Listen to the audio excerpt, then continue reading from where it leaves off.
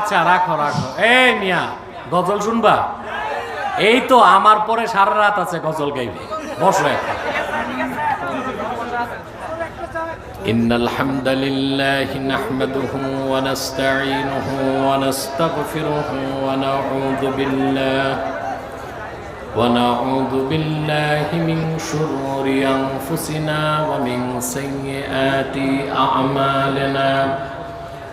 من يهده الله فلا مضل له ومن يضلله فلا هادي له ونشهد أن لا إله إلا الله وحده لا شريك له ونشهد أن سيدنا وحبيبنا ومولانا محمدا عبد الله ورسوله صلى الله عليه وعلى آله وصحبه وسلم الذي أكمل الله به قصر النبوة أي ختم الله به النبوة وحكم أن لا نبي بعده وأعلن في القرآن بالبرهان أن محمدا صلى الله عليه وسلم خاتم النبيين والمرسلين الذي أرسله بالحق بشيرا ونذيرا وداعيا إلى الله بإذنه وسراجا منيرا.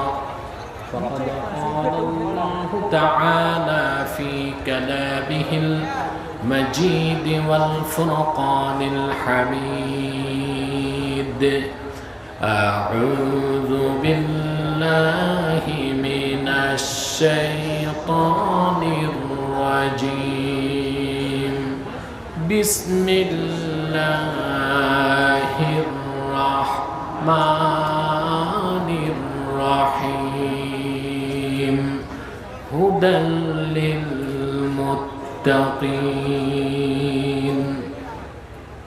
صدق الله العظيم وصدق رسوله النبي الكريم ونحن على ذلك من الشاهدين والشاكرين والحمد لله رب العالمين.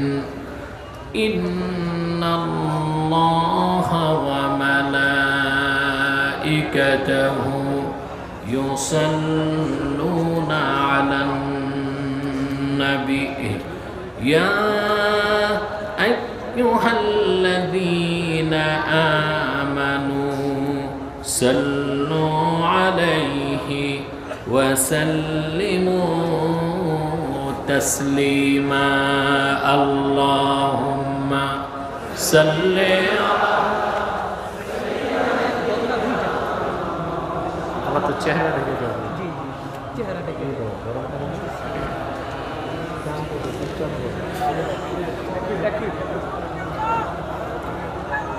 আপনারা ক্লান্ত হয়ে গেছেন, অনেক স্লোগান দিয়েছেন, গলায় আর শক্তি নেই।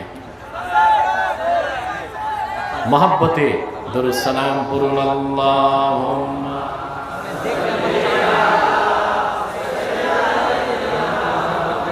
মাওলানা মুহাম্মদ ওয়া আলা আলি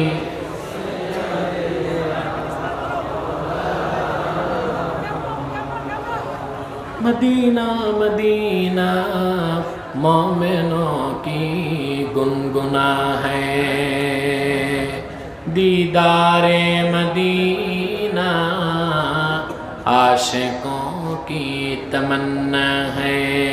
अल्लाहुम्मा सल्ले अला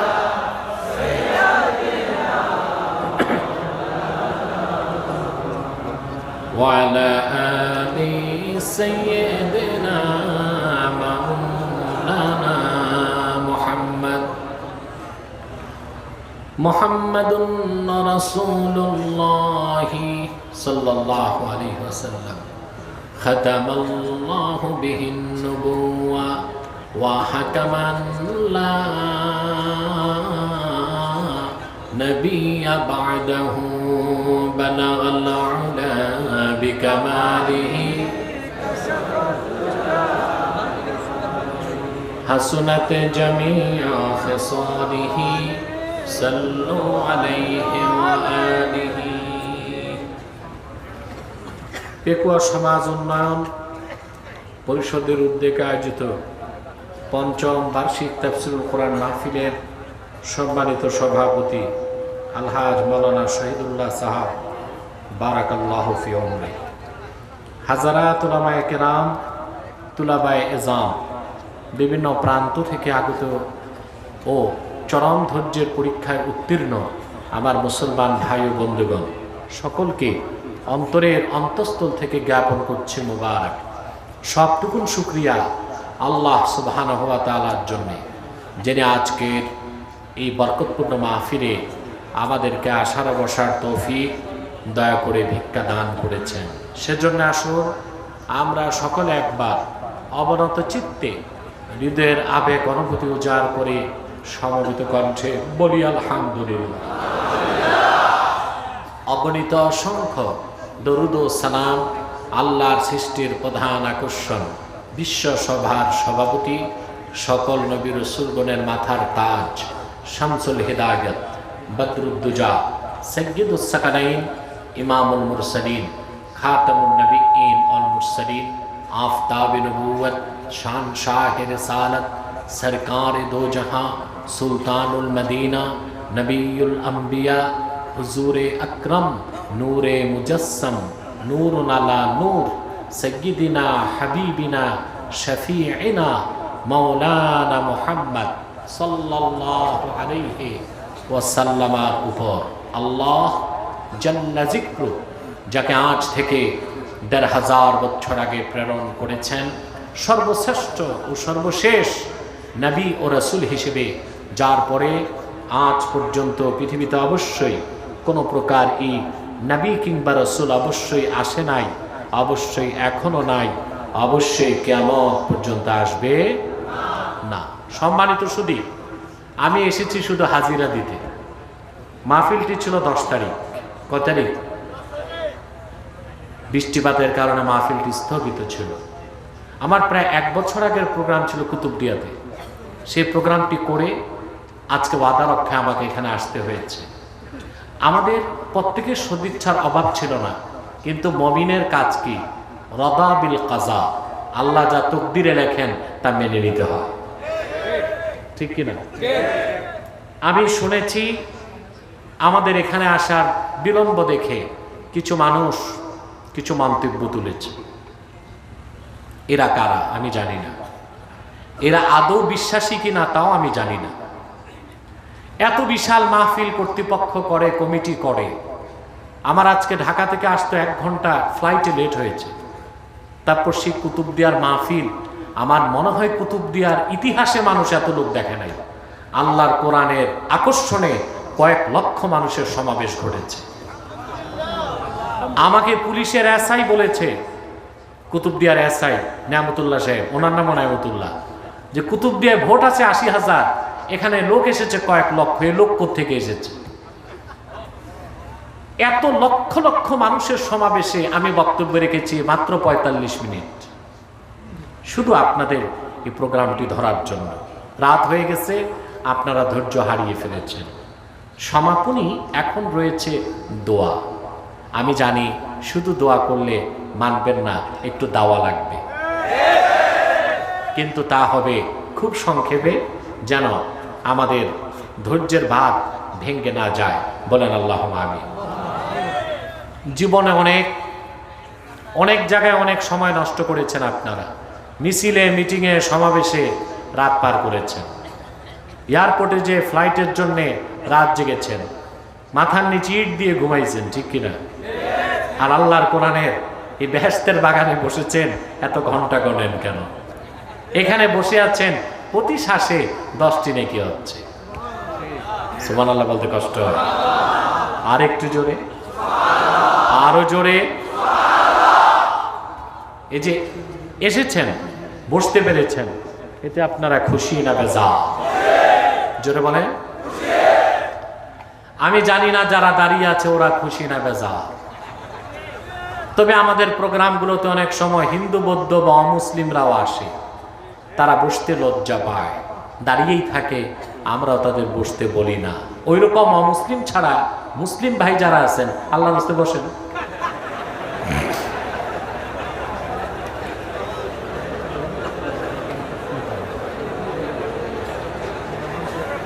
তবে তবে ওইটাই দাও, তবে যাদের জিন্সের প্যান্ট তারা বসেন না।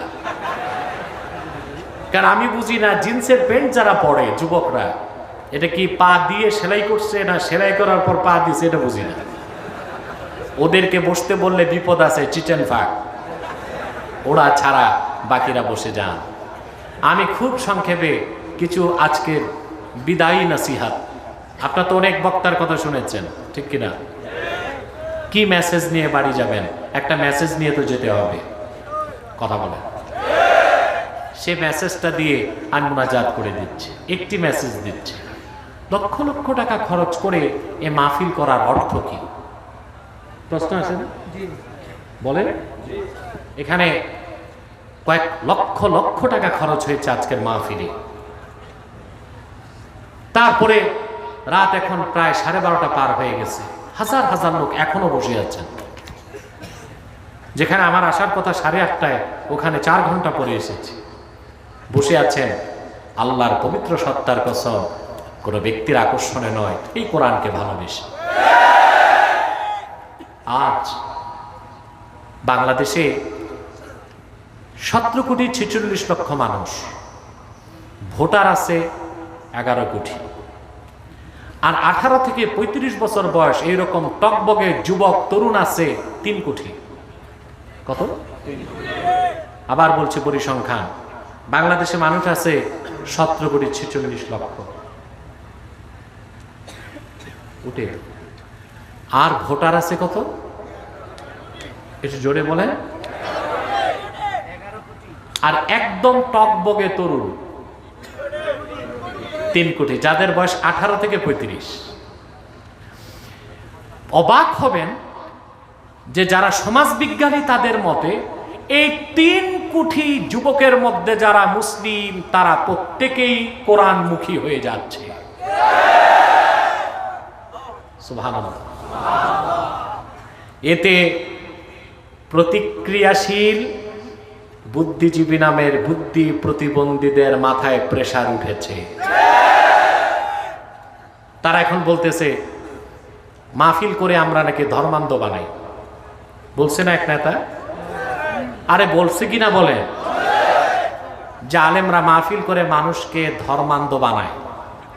তার দুঃখ, আউল ফাউল বাউলদের দিন শেষ, এখন আর পালা গান হয় না, কনসার্ট হয় না। সাউন্ড ঠিক করো মাইকম্যান, এটাকে সেটেল করো সাউন্ড, এটা বাড়ে কমে কেন? একরকম রাখো, আওয়াজ ডবল হবে না, ইকো থাকবে না, ডিলে বা রিভার্ব থাকতে পারে, ইকো থাকবে না। এখন আউল বাউল ফাউলদের যে দিন শেষ, এটা বুঝতেছেন? কথা বল। পালাগান, সার্কাস, নাটক বাংলাদেশে কমতেছে, কোরআনের মাহফিল বাড়তেছে। ওরা একটা জিনিস বুঝতে পারছে না, বুদ্ধিজীবীরা বুঝতে পারে না, আউল বাউল ফাউলদের দিন শেষ, কোরআন পন্থীদের বাংলাদেশ। এটা তাদের বুঝতে হবে। মানুষের ইনার ভয়েস বুঝেন? হৃদয়ের গভীরে সুপ্ত আওয়াজ। এদেশের কোটি কোটি যুবক আল্লাহর কোরআনকে নিয়ে বাঁচতে চায়, কোরআনকে বুকে ধারণ করে মরতে চায়, কোরআনকে সিনায় নিয়ে আল্লাহর কাছে উপস্থিত হতে চায়। এই ইনার ভয়েস আমার দেশের যুব সমাজের হৃদয়ের গভীরের সুপ্ত আওয়াজ যারা বুঝতে ব্যর্থ হবে, সে নেতা হোক, নেত্রী হোক, বুদ্ধিজীবী হোক, বাংলাদেশে থাকার অধিকার তার না।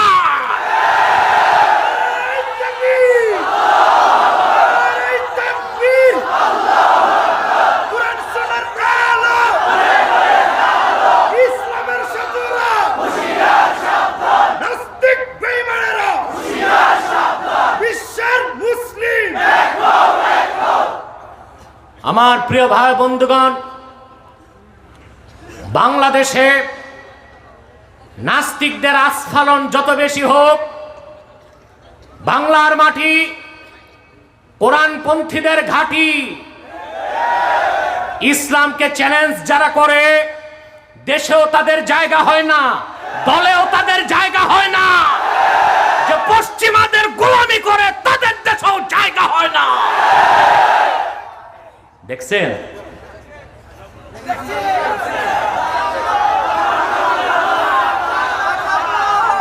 জি, খুব ভালো করে বুঝছেন।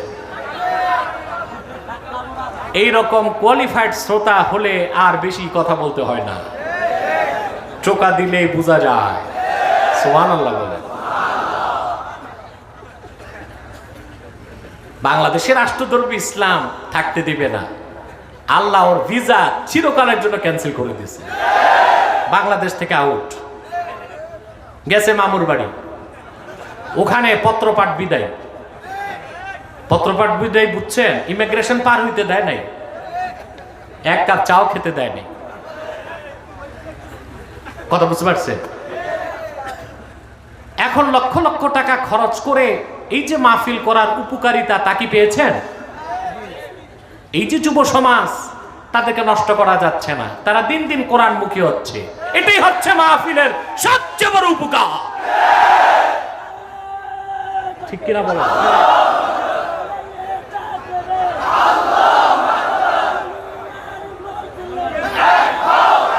সেজন্য আমি এই হাজার হাজার জনতার পক্ষ থেকে বাংলাদেশের অভিভাবক ও নীতি নির্ধারকদেরকে অনুরোধ করছি, অমিক্রণের অজুহাতে বাংলাদেশে মাহফিল বন্ধ করবেন না। যত মাহফিল বাড়বে, করোনার গজব থেকে বাংলাদেশ বেঁচে যাবে। মসজিদগুলো খোলা রাখুন, মাদ্রাসা খুলে দেন, মাহফিলের অনুমতি দিয়ে দেন, সিনেমা হলগুলো বন্ধ করে দেন, নাইট ক্লাব বন্ধ করে দাও, স্টেডিয়ামে খেলা বন্ধ করে দাও, শপিং মল বন্ধ করে দাও। মাদ্রাসা খোলা থাকবে, মসজিদে আজান হবে, মাহফিলে কোরআনের তাফসীর হবে। খোদার কসম, বাংলাদেশে অমিক্রণ আঘাত করতে পারবে না ইনশাআল্লাহ। ঠিক কিনা বলো? অতএব আল্লাহর কোরআনের মাহফিলের উপকারিতা আর কত বুঝাবো? মাহফিল আছে, দেশ বেঁচে আছে। যতদিন মাহফিল থাকবে, দেশও ঠিক থাকবে ইনশাআল্লাহ বলে। এ কোরআন হুদাল লিল মুত্তাকিন, আল্লাহ বলেছেন। যে আয়াত দিয়ে শুরু করলাম, ঠিক কিনা? এখন আপনারা যারা ওয়াজ শুনতে আসেন, সবাই কেন হেদায়েত পান না? আমি দ্বিতীয় পর্বে চলে আসলাম। সবাইকে হেদায়েত পান? দেখেন, আপনারা এখানে হাজার হাজার লোক আছেন, এর মধ্যে অনেকেই আজকের ফজর নামাজ পড়েন নাই, ঠিক কিনা? আজকে জোহর পড়ে নাই, এমন আছে আসরও পড়ে নাই, মাগরিবও পড়ে নাই, এশাও পড়ে নাই, নিয়ত পোক্ত কালকে ফজরও পড়বে না, কিন্তু ওয়াজ শুনবে সারা রাত। আছে কিনা? তার মানে ওয়াজ শুনতেছেন, হেদায়েত হচ্ছে না কেন? প্রশ্ন আছে কিনা? এটার জবাব তো নিতে হবে। কথা বলো আমার ভাইয়েরা। সেই জবাবটি দেবার জন্যে সূরা বাকারার শুরু থেকে একটু অংশ পড়লাম। আল্লাহ তাআলা বলেন, হুদাল লিল মুত্তাকিন। এ কোরআন মুত্তাকিগণের জন্য পথ প্রদর্শক। এখানে যে হুদা শব্দ এসেছে, এটা ইসমুল মাসদার, ইউফিদু মানা ইসমিল ফাইল। এটা ইসমে ফাইলের অর্থ দিবে। কিসের অর্থ? হুদাল লিল মুত্তাকিন, আই হাদিন লিল মুত্তাকিন। কোরআন হচ্ছে পৃথিবীর সকল মুত্তাকিদের জন্য পথ প্রদর্শক। বলেন সুবহানাল্লাহ। এখন প্রশ্ন আসে, তাহলে যারা বাকি মুসলমান মুত্তাকি হইতে পারে নাই, তাদের জন্য কি পথ প্রদর্শক নয়? কথা বলে না। প্রশ্ন আসে? আসে। তার জবাবে আল্লাহ রাব্বুল আলামিন বলেন, وَنَزَّلْنَا عَلَيْكَ الْكِتَابَ تِبْيَانًا لِكُلِّ شَيْءٍ وَهُدًى وَرَحْمَةً وَبُشْرَى لِلْمُسْلِمِينَ মুসলিমিন। আল্লাহ রাব্বুল আলামিন বলেন, মুহাম্মদ সাল্লাল্লাহু আলাইহি ওয়াসাল্লাম, এই 30 পারা কোরআন আপনার উপর নাজিল করেছি তিবিয়ানাল লিকুল্লি শাই, সব কিছু সুস্পষ্ট ব্যাখ্যা হিসেবে। যেখানে আকাশের উপরের কথা আছে, তার নিচের কথা আছে, জমিনের উপরের কথা আছে, জলের কথা, স্থলের কথা, ধুলোকের কথা, ভুলোকের কথা, মহাশূন্যের কথা, দূর অন্তরিক্ষের কথা, বিজ্ঞানের কথা, দর্শনের কথা, বিজ্ঞানের যত শাখা আছে, কি ফিজিক্স, কি কেমিস্ট্রি, কি জিওলজি, কি বোটানি, কি কসমোলজি, পৃথিবীতে কল্যাণের জন্য যত নীতি আছে, কি রাজনীতি, অর্থনীতি, পররাষ্ট্রনীতি, সমরনীতি, সব কথা আমি আল্লাহ পাকে কোরআনে পুঙ্খানুপুঙ্খভাবে সূক্ষ্মভাবে বয়ান করেছি। এখানে সব কথা আছে, বলেন সুবহানাল্লাহ। ওয়া হুদা ওয়া রাহমা ওয়া বুশরা লিল মুসলিমিন, পৃথিবীর সব মুসলমানের জন্য কোরআন হেদায়েতকারী, সুসংবাদের বাহন আর রহমতের কান্ডার, বলেন সুবহানাল্লাহ। আমরা দুটো জবাব পেলাম, কোরআন হুদাল লিল মুত্তাকিন, মুত্তাকিদের জন্য পথ প্রদর্শক। আরেকটা জবাব পেলাম, কোরআন হুদাল লিল মুসলিমিন, মুসলমানদের জন্যও পথ প্রদর্শক। সুবহানাল্লাহ বলবেন না? তিন প্রশ্ন, তাহলে যারা মুসলমানই হয় নাই, কাফের মুশরিক বেঈমান, তাদের কি কোরআন পথ প্রদর্শন করবে না? প্রশ্ন আসে, বলেন না জোরে। আমি খুব ক্লান্ত। আমি যতক্ষণই কুতুবদিয়া ঢাকা থেকে এসে সফর করে বসলাম, সিঙ্গাপুর 8 বার যেতে আসতে পারতাম, ঠিক কিনা? আমাদের দেশের একটা উন্নয়ন হয়েছে, বোঝা যাচ্ছে এখন। তো যে কথা, ক্লান্ত, খুব ক্লান্ত আমি, আমাকে আপনাকে বেকআপ দিতে হবে আর 10-15 মিনিট, তারপর ইনশাল্লাহ বিদায়। কথা বুঝতেছেন? প্রিয় ভাই বন্ধুগণ, প্রশ্ন আসে, যারা মুসলমান হয় নাই, কোরআন কারীম কি তাদের জন্য পথ প্রদর্শক নয়? প্রশ্ন আসে ভাই, জোরে বলেন না একটু। আসে? আল্লাহ জবাব দিয়েছেন কোরআন শরীফে। আল্লাহ রাব্বুল আলামিন বলেন, শাহরু রমাদানাল্লাযী উনজিলা ফীহিল কুরআনু হুদাল লিন-নাসি ওয়া বায়্যিনাতিন মিনাল হুদা ওয়াল ফুরকান। হুদাল লিন-নাস, এ কোরআন হুদাল লিল মুত্তাকিন, হুদাল লিল মুসলিমিন, হুদাল লিন-নাস, সকল মুত্তাকিগণের জন্য কোরআন পথ প্রদর্শক, সকল মুসলমানের জন্য কোরআন পথ প্রদর্শক, সকল মানুষের জন্য, কি শ্বেতাঙ্গ কি কৃষ্ণাঙ্গ, কি মুমিন কি মুনাফিক, কি কাফের কি মুশরিক, কি আস্তিক কি নাস্তিক, কি রাম কি বাম, কি শ্বেতাঙ্গ কি কৃষ্ণাঙ্গ, সকল মানুষের জন্য কোরআন হেদায়েতকারী। আমরা কয়টা কথা পেলাম? জোরে বলতে হবে। হুদাল লিল মুত্তাকিন, হুদাল লিল মুসলিমিন, হুদাল লিন নাস। সুবহানাল্লাহ বলবেন? আপনি বলতে পারেন, আশ্চর্য হবেন মুসলমান, কোরআন কারীম সব মানুষের জন্য হেদায়েতকারী, তবে অমুসলিম যারা, তারা কোরআন থেকে উপকার নেয় পার্থিব, আর মুমিন উপকার নেয় পার্থিব এবং পরজাগতিক। সুবহানাল্লাহ বলেন। পার্থিব এবং পরজাগতিক। কাফের মুশরিকরা কি কোরআন হাদিসের উপকার নেয় না? কথা বলেন। আমি দুটো দৃষ্টান্ত দেই, কথা বলেন। দিব? এক, প্রথম দৃষ্টান্ত দেখেন, মার্কিন যুক্তরাষ্ট্রে যে গণতন্ত্র চলছে, তার বয়স প্রায় 250 বছর পার হয়েছে, প্রায় 223-24 বছর পার হয়ে গেছে, বুঝলেন? যুক্তরাষ্ট্রে গণতন্ত্র। যুক্তরাষ্ট্র কিন্তু সারা পৃথিবীতে গণতন্ত্র ফেরি করে বেড়েছে, এটা জানেন আপনারা? আর তাদের দেশে বর্তমান যে প্রেসিডেন্ট জো বাইডেন, সে হচ্ছে 45তম। কততম? অবাক হবেন মুসলমান, প্রায় 250 বছরের গণতান্ত্রিক ইতিহাসের দেশ যুক্তরাষ্ট্রে 44 জন প্রেসিডেন্ট বিদায় নিল, একজন মহিলাকে তারা রাষ্ট্রপ্রধান বানায় না। সব পুরুষ। সব কি? কেন? কখনো চিন্তা করছেন? আমার দেশের বুদ্ধিজীবী যেগুলো আছে, এগুলোর মাথায় তো কিচ্ছু নাই, দেখছেন না? মাথার উপরে কিচ্ছু নাই, সাফা চাট। সিটি স্ক্যান করলে দেখবেন মাথার ভিতরও কিছু নাই। এগুলো চিন্তা করে না, এগুলো শুধু যুক্তরাষ্ট্রের গোলামি করে। পশ্চিমাদের গোলামি করে। বাংলাদেশে নারী পুরুষ সমান অধিকারের স্লোগান তুলে শিখায় কারা? পশ্চিমারা। এগুলো আমেরিকা শিখায় ওদেরকে, বুঝলেন? এইসব বাংলাদেশে যুক্তরাষ্ট্র আশা করি কোনোদিন সামরিক আগ্রাসন চালাতে পারবে না ইনশাল্লাহ। 14 কোটি মুসলমানের বাংলাদেশে মুসলমান যদি ইমানের অস্ত্র বুকে ধারণ করে ঐক্যবদ্ধ হতে পারে, আল্লাহর নামে শপথ করে বলছি, লক্ষ লক্ষ মুসলমানের রক্ত অর্জিত আমার সবুজ লাল পতাকার দিকে কেউ তাকাতে পারবে না। যদি তাকায় চোখ উপড়ে নেব ইনশাল্লাহ। বাংলার ভূখণ্ডে খনিজ সম্পদে হাত দিতে পারবে না। যদি হাত দেয় সে কালো হাতকে ভেঙে চুরমার করে দেওয়া হবে। আমার ভূখণ্ডের 1 ইঞ্চি মাটিতে কেউ আসলে বঙ্গোপসাগরে তাদের সলিল সমাধি হবেই হবে।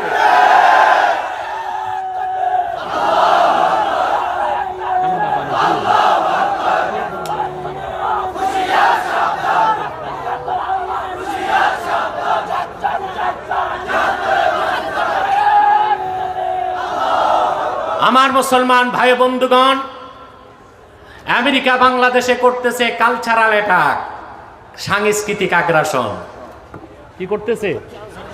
সামরিক আগ্রাসনের ক্ষমতা সাহস আমেরিকারও নাই, আর এখন তো আরো নাই। মধ্য এশিয়াতে তালেবান এমন থেরাপি দিচ্ছে,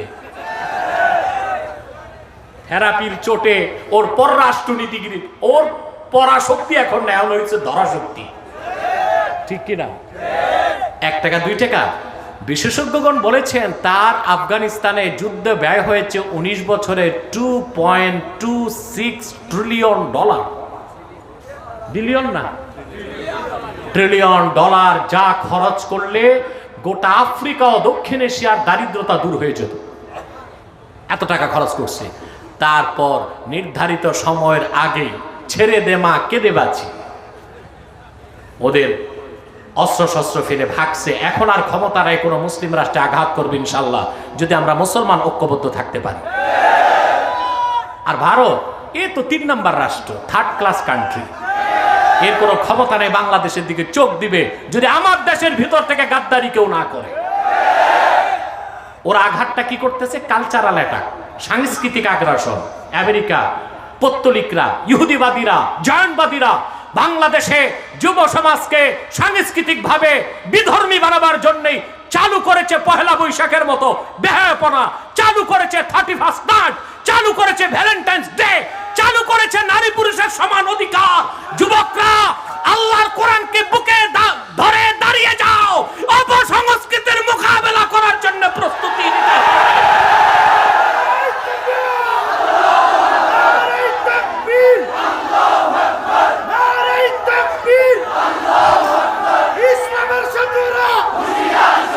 তোমাদেরকে আজ আমি ওয়াদা করাচ্ছি, ওয়াদা করতে হবে তোমাদের।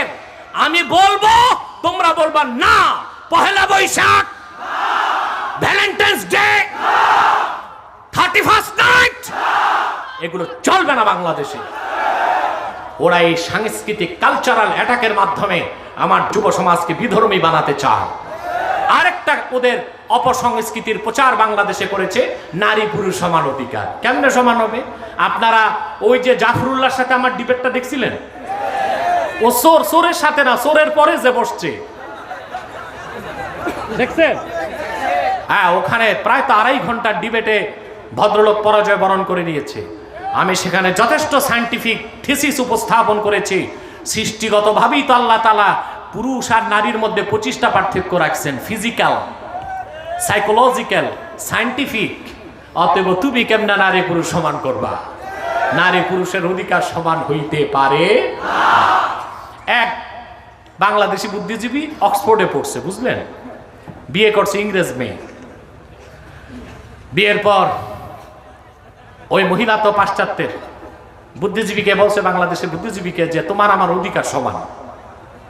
অধিকার আমি 6 ঘন্টা ঘরের কাজ করলে তোমারও 6 ঘন্টা করতে হবে। বেকুব বুদ্ধিজীবী কয় ঠিক আছে, তোমার কথাই ঠিক। একদিন আমি কাপড় কাচবো, তুমি ভাত রান্না করবা, আমি ভাত রান্না করবো, একদিন তুমি কাপড় কাচবা। আমি অসুস্থ হলে তুমি নার্সিং করবা, তুমি অসুস্থ হলে আমি নার্সিং করবো, ঠিক। এখন এই বুদ্ধিজীবী অসুস্থ হয়ে গেছে, উঠতে পারে না, তার একটু পেশাবের প্রয়োজন, বুঝলেন? বিবিকে ম্যামসাপ, তো ওই পাশ্চাত্যের ম্যামসাপ ওই রকমই আর কি, মহিষের মতো একটু বলে, আমি তো হাঁটতে পারতেছি না, তুমি আমার কাঁধে উঠায় একটু পেশাব করায় দাও। বলতে দেরি, সাথে সাথে ওই মহিলা তার হাজব্যান্ড বুদ্ধিজীবীকে কাঁধে উঠায়া দূরে যে বলে ছাড়ো, বুঝলেন? ম্যাম সাহেবের কাঁধে বসে, স্যার যা করার করছে, সমস্যা কিছু হয় নাই, ফিজিক্যাল কারণে। ঘটনাচক্রে একদিন ম্যাম সাহেব অসুস্থ হয়ে গেছে, বলতেছে অধিকার সমান, তোমারে আমি কাঁধে দিয়ে পেশাব করাইছি, আজকে তুমি আমার কাঁধে দিয়ে পেশাব করো। বেকুব বুদ্ধিজীবী বুঝে না এটা সম্ভব না, ফিজিক্যাল পার্থক্য আছে। ম্যাম সাহেবকে তো কাঁধে নিয়ে কয়ে ছাড়ো, ছাড়ছে, পরে ওনার গোসল হয়ে গেছে।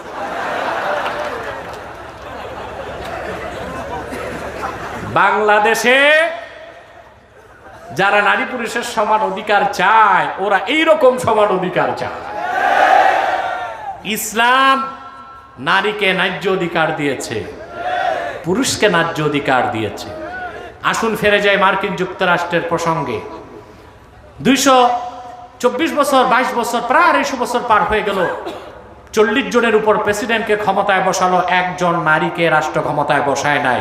আর ওরাই কেনা নারী পুরুষের সমান অধিকারের ধোঁয়া তুলে। কেন বসায় নাই? তার কারণ হচ্ছে যুক্তরাষ্ট্রের যারা পলিসি মেকার, যুক্তরাষ্ট্রের যারা থিঙ্ক ট্যাঙ্ক, যুক্তরাষ্ট্রের যারা অভিভাবক এবং নীতি নির্ধারক, ওরা জানে কোরআন হাদিস মহাসত্য।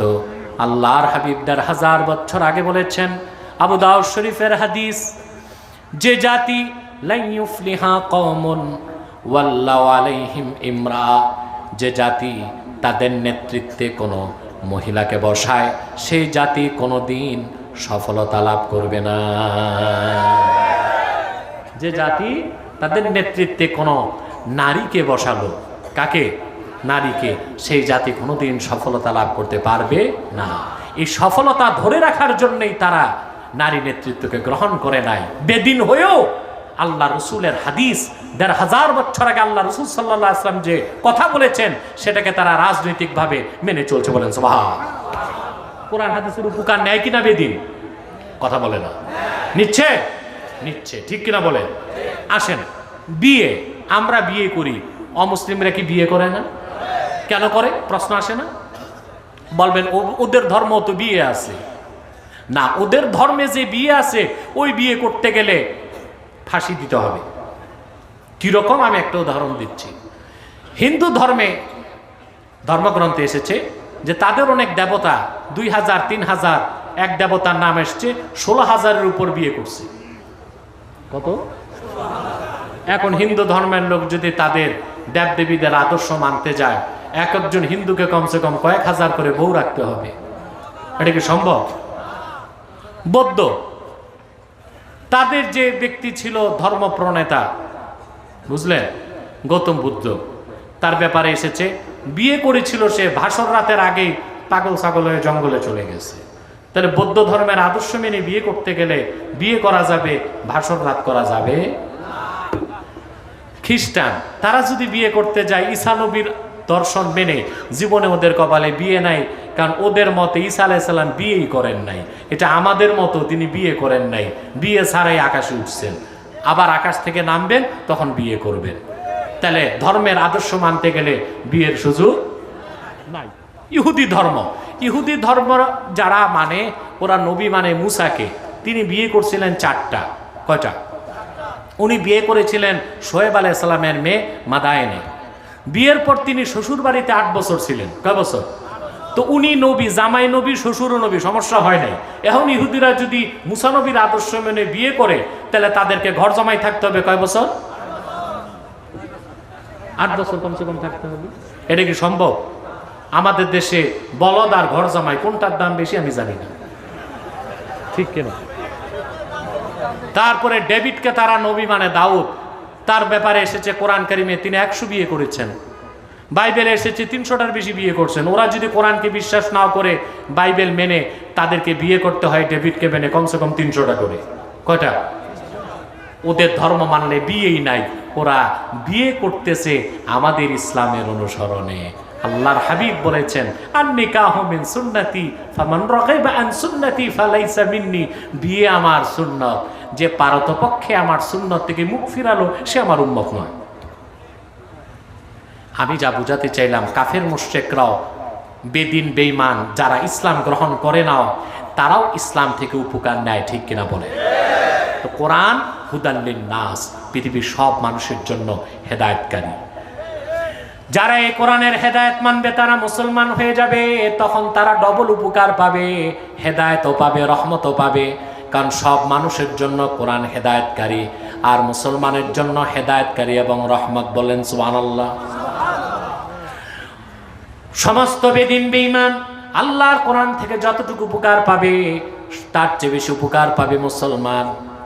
আর সর্বোচ্চ উপকারে যারা ধন্য হবে তারা মুত্তাকি। সেজন্য আল্লাহ বলেছেন হুদাল লিল মুত্তাকিন। এখন বলেন, আপনারা কি শুধু মানুষ থাকতে চান, না শ্রেষ্ঠ মানুষ মুসলিম হতে চান? শুধু মুসলিম হতে চান, না সর্বশ্রেষ্ঠ মুসলিম মুমিন মুত্তাকি হতে চান? যদি মুত্তাকি হতে পারেন, এই মাহফিল করে কোরআন থেকে 16 আনা উপকার নিতে পারবেন। মুত্তাকি হবেন। মুত্তাকি কিভাবে হবেন? তাকওয়া থাকতে হয় মুত্তাকি হতে। সে তাকওয়া কি? যে লম্বা দাড়ি, লম্বা টুপি, জুব্বা কুর্তা, এই তো নাকি? এটা লেবাসুত তাকওয়া। এটা কি লেবাসুত তাকওয়া? এটা ইউনিফর্ম। এটা কি ইউনিফর্ম? তা এখন আপনি স্কুলে ভর্তি হন না, ইউনিফর্ম লাগাইছেন, আপনি কি ছাত্র হবেন? সেনাবাহিনীতে চাকরি নেন নাই, 3 স্টারের ড্রেস একটা লাগাইছেন, ইউনিফর্ম আছে, চাকরি নাই, পুলিশে ধরলে 14 বছর জেল, ঠিক কিনা? এই দাড়ি, টুপি, জুব্বা, কুর্তা, এটা লেবাসুত তাকওয়া, এটা ইউনিফর্ম। চাকরি হলো তাকওয়া অন্তরে ধারণ করতে হবে। আল্লাহর হাবিব ইরশাদ করেছেন, আত-তাকওয়া হা হুনা, আত-তাকওয়া হা হুনা, আত-তাকওয়া হা হুনা, ওয়া আশারা ইলা সাদরিহি সালাসা মাররাত। তাকওয়া এখানে, তাকওয়া এখানে, তাকওয়া এখানে। আল্লাহর হাবিব সাল্লাল্লাহু আলাইহি সাল্লাম এই কথা 3 বার বললেন। আর আল্লাহ রাসূল নূরের আঙ্গুলে, নূরের সিনার দিকে 3 বার ইশারা করলেন। তার মানে প্রত্যেকটা মানুষের বাম বুকের 2 আঙ্গুল নিচে একটা গোশতের টুকরা আছে যার নাম কলব। ওখানে যখন আল্লাহর ভয় সৃষ্টি হয়ে যায় তার নাম তাকওয়া, আর সেই মহা সাধকের নাম হয়ে যায় মুত্তাকি। যদি মুত্তাকি হতে পারেন, হুদাল লিল মুত্তাকিন, আল্লাহর কোরআনের পূর্ণ হেদায়েত পেয়ে যাবেন। সাদাকাল্লাহুল আযীম ওয়া সাদাকা রাসূলুহুন নবিয়ুল কারীম ওয়া নাহনু আলা যালিকা মিনাশ শাহিদিন ওয়াশ শাকিরিন আলহামদুলিল্লাহি রাব্বিল আলামিন। এবার মুনাজাতের দিকে যাচ্ছি, তার আগে একটু হুঁশিয়ারি উচ্চারণ করে দিচ্ছি। সবাই প্রস্তুত হন হুঁশিয়ারিটা গ্রহণ করার জন্য। যারা দাঁড়িয়ে আছেন বসে যান। প্রিয় ভাই বন্ধুগণ, আপনারা এখানে বিভিন্ন দলের লোক আছেন, আছেন কিনা বলেন? জোরে বলতে হবে। এই মিয়া বসেন। মুনাজাতের আগে দাঁড়াবার কি? আউলিয়া কেরাম হয়ে গেছেন নাকি? মুনাজাত লাগে না? গুনাহগার যারা তারা বসেন। প্রিয় ভাই বন্ধুগণ, আপনারা এখানে বিভিন্ন দলের লোক আছেন, আছেন না? বিভিন্ন মাসলাকের লোক আছেন, আছেন না? এখানে আলিয়া মাদ্রাসার লোক আছে, কওমি মাদ্রাসার লোক আছে, বিভিন্ন পীরের মুরিদ আছে, আওয়ামী লীগ, বিএনপি, জাতীয় পার্টি, জামাত, সব দলের লোক আছে, আছে কি না? আপনারা এখানে কোনো দ্বন্দ্ব, সংঘাত, মতভেদ আছে? কেন নাই? দলীয় পরিচয় নাই। এখানে একটাই পরিচয়, আমরা মুসলমান। আমি আপনাদের করজোর অনুরোধ করে যাচ্ছি, ইসলামের সুমহান স্বার্থ রক্ষায়, মুসলমানের মৌলিক দাবি আদায়ে, আর বাংলাদেশের স্বাধীনতা, সার্বভৌমত্ব রক্ষায় সকল পীরের মুরিদ, সকল মাসলাকের অনুসারী, সকল রাজনৈতিক দলের কর্মী, সকল মাদ্রাসার ছাত্রকে ঐক্যবদ্ধ হতেই হবে। কয়টা ইস্যু? 3। ইসলাম, মুসলমান, বাংলাদেশ। ইসলাম, মুসলমান, এই সামনে জায়গা দাও। আলহামদুলিল্লাহ, চুনতি শাহ সাহেব রহমতুল্লাহ বড় নাতি আজাদ ভাই এসেছেন। আলহামদুলিল্লাহ বলেন। নাজাদ ভাই আসছে নাকি? আচ্ছা, নাজাদ ভাই আসছেন, অনেক কষ্ট করে এসেছেন। আপনাদের কিসমত ভালো, আল্লাহর ওলির আওলাদ অনেককেই পেয়েছেন। আলহামদুলিল্লাহ বলেন। কয়টা ইস্যুতে এক হবেন? ইসলাম, মুসলমান, স্বাধীন বাংলাদেশ। পারবেন না? আমি আপনাদের হুঁশিয়ারি উচ্চারণ করে দিচ্ছি, ইসলামের সুমহান স্বার্থের বিরুদ্ধে, মুসলমানদের সমস্ত অধিকারকে, মুসলমানদের অধিকারের বিরুদ্ধে, বাংলাদেশের স্বাধীনতা সার্বভৌমত্বের বিপক্ষে বাংলাদেশে দুইটি অমুসলিম সম্প্রদায় চক্রান্ত করে যাচ্ছে। তাদেরকে নির্মূল করার জন্য সকল দলের মুসলমানকে ঐক্যবদ্ধ হইতে হবে। প্রথম যে মুসলিম সম্প্রদায়টি চক্রান্ত করে যাচ্ছে সেটা হলো কুখ্যাত কাদিয়ানি সম্প্রদায়। নিঃসন্দেহে তারা কাফের এবং অমুসলিম। তাদেরকে যারা কাফের বলবে না তারাও কাফের, কারণ তারা আল্লাহর আখিরি নবী মুহাম্মদ সাল্লাল্লাহু আলাইহি সাল্লামকে আল্লাহর শেষ নবী হিসেবে বিশ্বাস করে না। চিল্লায় বলেন নাউজুবিল্লাহ। এই জন্য তারা কি? চিল্লায় বলেন তারা কি? তাদেরকে যারা কাফের বলবে না তারা কি? বাংলাদেশে তারা গভীর চক্রান্ত করে যাচ্ছে। এই যে গাধানি নাম শুনেন না? গাধানি, গাধানি নাম শুনেন না? গাধানি, এই গাধানিকের অধিকাংশই কাদিয়ানি। বুঝতে পারছেন? এদের কাজই হচ্ছে ইসলাম, মুসলমান আর বাংলাদেশের স্বাধীনতার বিরুদ্ধে চক্রান্ত করে ভারতের কাছ থেকে দালালির পয়সা নেওয়া। এই হচ্ছে তাদের কাজ। তো এই কাদিয়ানিরা মুসলিম এবং কাফের, তাদের আকীদা জঘন্য। তারা বিশ্বাস করে যে 1857 সালে কোরআন শরীফ বাজেয়াপ্ত হয়ে গেছে। তারা মনে করে মদ এবং শূকরের গোশত হালাল। তাদের বিশ্বাস ইংরেজদের তাবেদারি করা ফরজ, ইংরেজদের তাবেদারি না করা কুফরি, যারা করবে না তারা মুরতাদ। এই জন্য কাদিয়ানিরা শুধু কাফের না, ইহুদি খ্রিস্টানদের থেকেও জঘন্যতম কাফের। তারা মানুষকে ধোঁকা দিতে মুসলমানদের মতো দাড়ি রাখে, টুপি লাগায়, মুসলমানদের মতো নাম রাখে। তাই বলি কি তারা মুসলমান হবে? আচ্ছা বলেন তো ভাই, যার ইমান নাই কাফের, বেঈমান, সে তো মুসলিম হতে পারে না। সে যদি দাড়ি রাখে তারে মুসলমান বলা যাবে? দাড়ি রাখলেই কেউ যদি মুসলমান হতো তো রবীন্দ্রনাথ ঠাকুরের চেয়ে বড় মুসলমান কে হইতো? কাফের মোশরেক টুপি লাগাইলে মুসলমান হবে? মহাত্মা গান্ধী 2.5 হাত লম্বা টুপি লাগাইতো, সে কি মুসলিম ছিল না অমুসলিম? কাফের যদি মুসলমানের মতো নাম রাখে মুসলিম হবে? এক শয়তান বোতলে পেশাব করে উপরে লেবেল দিছে শরবত, ওটা কি শরবত হবে?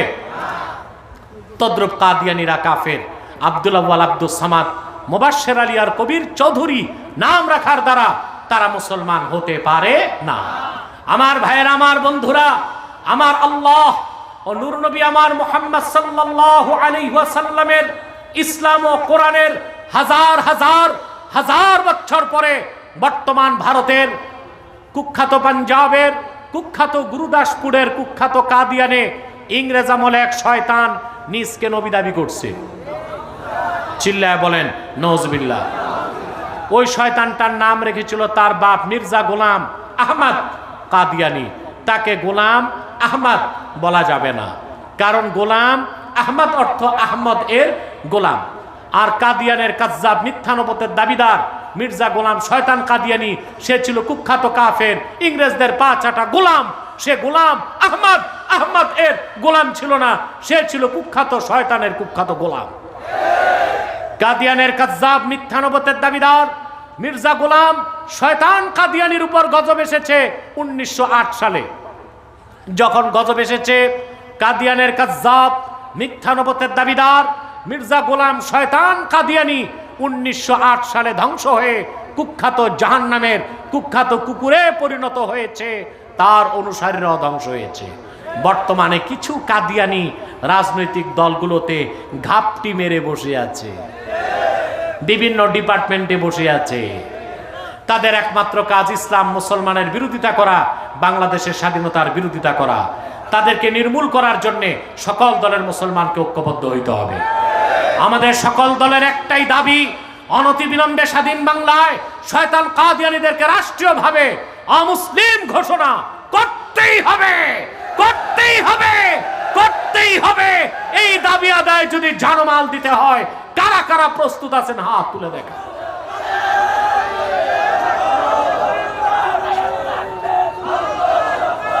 প্রিয় ভাই বন্ধুগণ, এই শয়তানরা নিজেদের নাম পরিবর্তন করে করে মিথ্যা পরিচয় দেয়।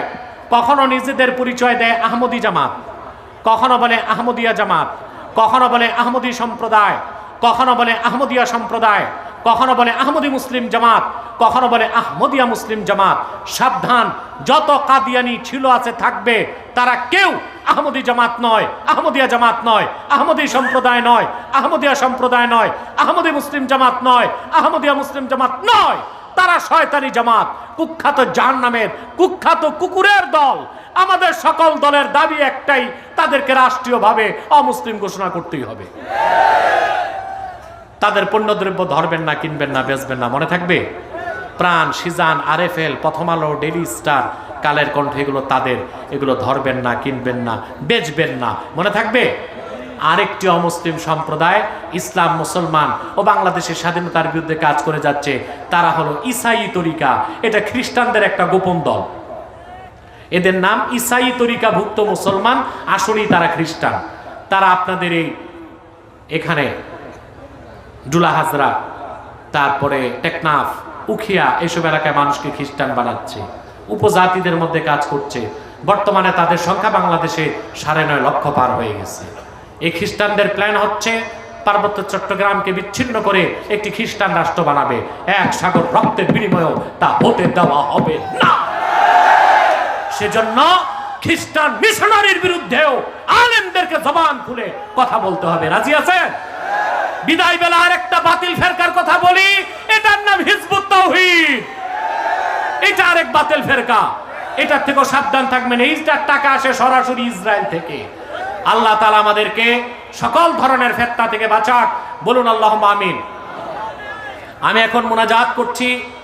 আমি এই কমিটির জন্য দোয়া চাই, বিশেষ করে আমার স্নেহের